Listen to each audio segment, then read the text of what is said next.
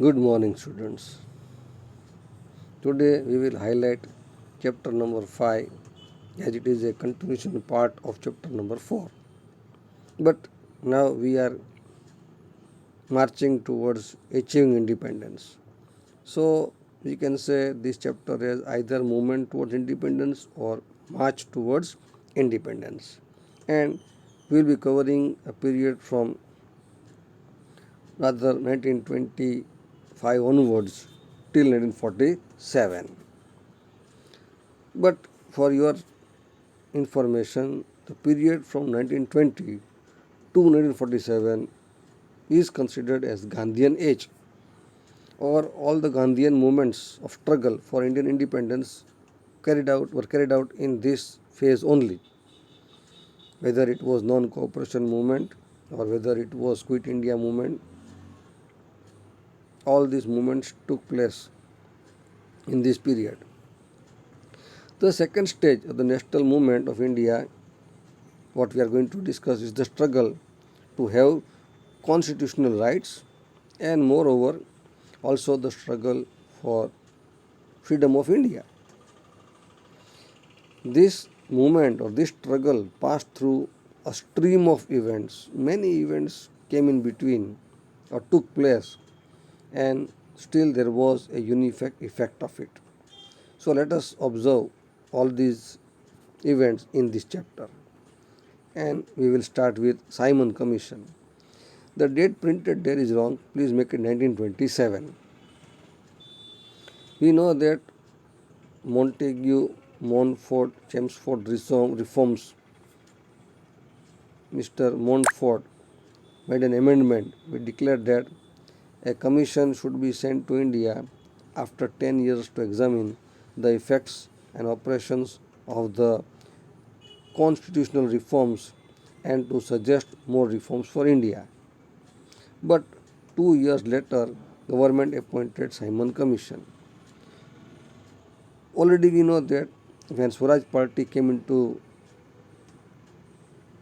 the rule, all the members were elected. Their first demand was to make some changes, do the welfare work for India, and that's why only the Simon Commission was appointed 2 years earlier.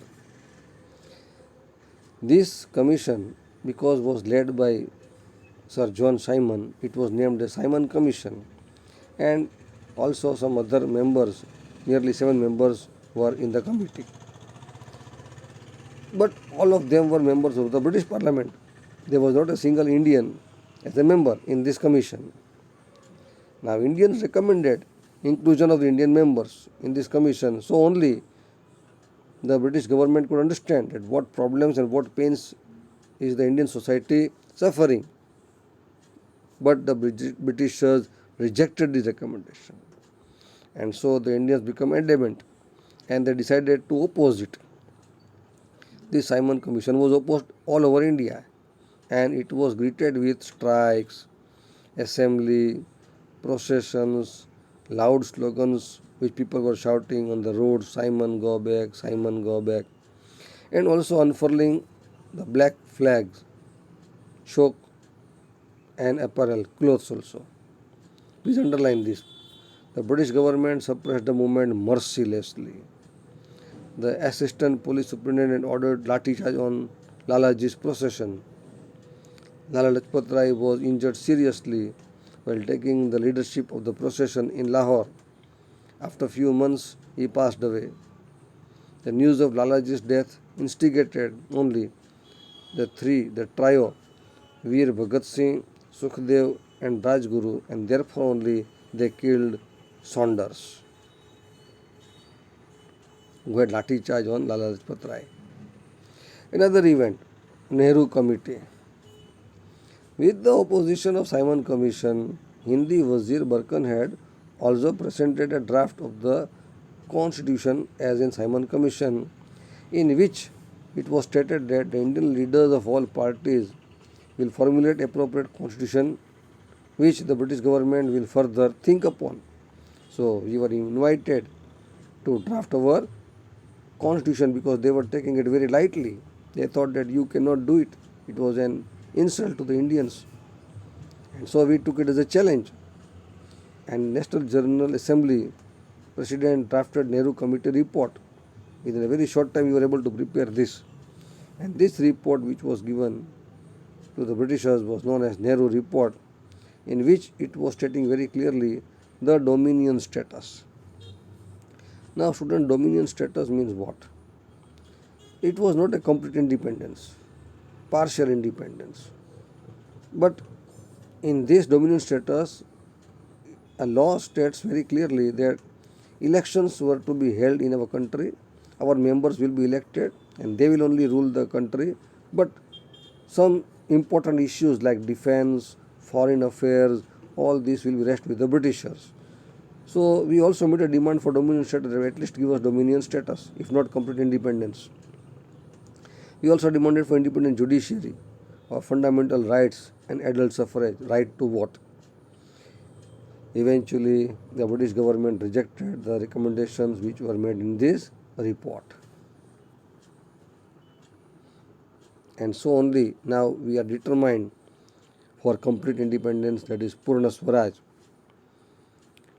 During this time only, the National Assembly members, Jawaharlal Nehru, Subhash Chandra Bose, who were active national leaders, they all met and they only propagated the complete independence formula.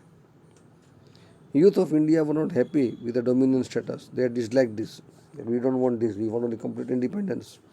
And so only in the Lahore session of the Indian National Congress on the river banks of the river Ravi, which took place in the year 1929, under leadership of Jawaharlal Nehru, National General Assembly passed a resolution of complete independence. And after that, on 26 January 1930, all the members of the Congress took the oath of complete independence. And that's why since then, every year, we were celebrating 26 January as the Independence Day, and it has become memorable for all of the Indians. Independent India has made the Republic Day memorable by implementing the Constitution of India on this day, because actually we got independence on 15th of August. Another important event which took place, where the entire world was observing and coming to know the events, Dandi Yatra, which took place from March 12th to April 6th, 1930. As a part of civil disobedience movement, not to help the British government in the proper function of the government, which is known as civil disobedience movement, Gandhi decided to go to Dandi village by its sea coast to break the salt law. The Britishers started to charge tax on even the salt, and Gandhiji opposed it. But it is, every person needs salt to prepare food, and you cannot tax it. And so Gandhi decided to break the salt law by going on the bank of the by going on the coast of Dandi. On 11th of March evening, in the assembly of the thousands of people, the message of Satyagraha was sent. Even if the people got arrested, with firm determination of non-violence, struggle against government continued. The leaders were made very clear that if you are imprisoned, if you are taken to jail, or if you are arrested, don't worry, but don't retaliate. And you please follow non-violence. On 12th March 1930, under the leadership of Gandhiji, the Dandi Yatra commenced. And also there were some supporters who joined Gandhiji. It started from Harijan Ashram, now known as Gandhi Ashram, and all the volunteers were singing loudly the hymn of Narsi Mehta, Vaishnav Jana to tene re kahiye, je peed parai jane re. Gandhiji made very clear by starting this Dandi Yatra on 29th March 1930 that I shall die the death of a crow and dog, but I will not return to this ashram without attaining Purna Swaraj. હું કાગડાની મોતે મરીશ, કૂતરાની મોતે મરીશ, પણ આઝાદી લીધા વગર પાછો આવીશ નહીં. Brave never run away from struggle. The one who runs by seeing the struggle is not brave. Gandhiji, along with his supporters, started the Dandi March.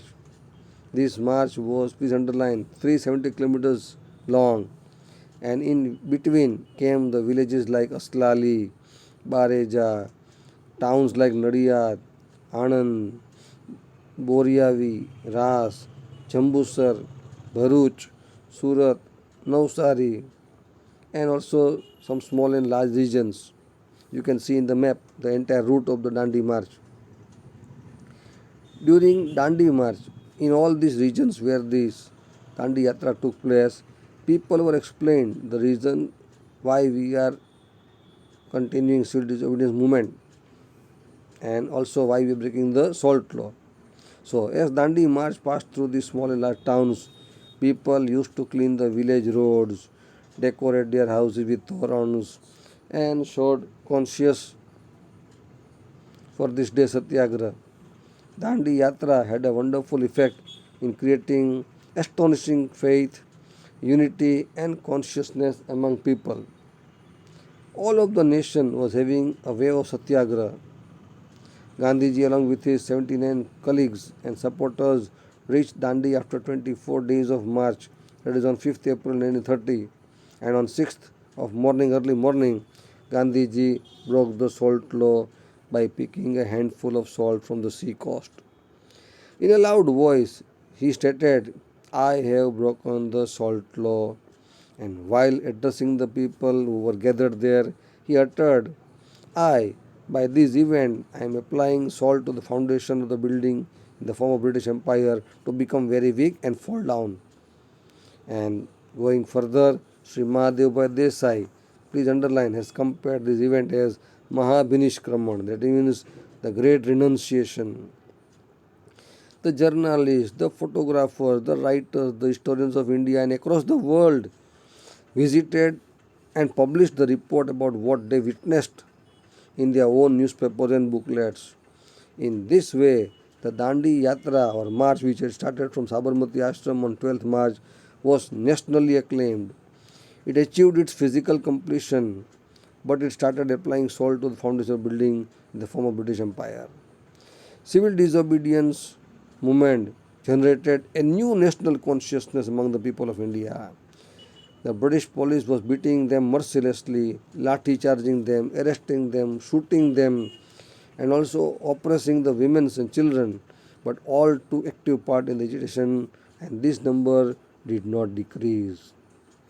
During Dandi March, numerous constructive programs also started, like boycott of foreign clothes, please underline, prohibition of liquor, removal of untouchability, Hindu-Muslim unity, and oath were taken to do social services, etc.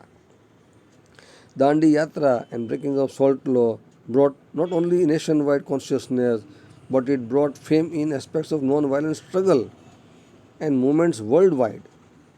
Processions, programs, and assemblies were conducted to boycott foreign goods, prohibition of the foreign liquor, and picketing means stopping the people not to drink this alcohol or liquor making or preparing, not giving revenue tax, to carry out satyagraha for removal of untouchability. To weaken this agitation and struggle, the British government started lathi charge, imprisonment, and other atrocities also. But people reacted by destroying railway station, post office, police station, and the government buildings. Incidents like suppression of agitation under leadership of Abdul Ghaffar Khan, Frontier Gandhi at Vadala, Mumbai, struggle against foreign liquor under leadership of Kasturba Gandhi in Mumbai, Dharasana Satyagraha in Surat and in Viramgam during the salt agitation, renunciation of government services as well as removal of children from government schools were the major highlights of these movements. Student, this Dandi March is a very important question to be asked as a short note also, and also some small questions can be asked from this. So please try to prepare this question very well.